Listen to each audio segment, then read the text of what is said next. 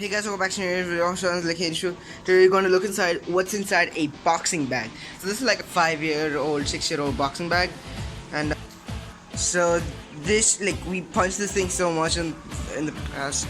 So this boxing bag is like 5-6-year-old, as I told, and this is this thing. I don't know what's inside this. I don't know what fabric is there. It's by a company called Boxing or something, I don't know, and it all the way attaches up to there. So we gotta get that out of the way. But check this out, it's damaged, like collateral damage. You can see these parts here, like these things. I don't know what the heck is that.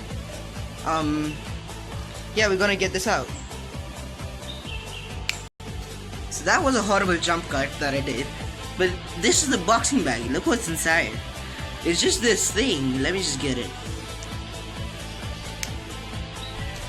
It's just this thing, and I'm sorry I've not uploaded for this about 6 days. I don't know why didn't I, but let's get this thing out of here. It's just cloth. It's like this cloth, and look, we have a hole in here.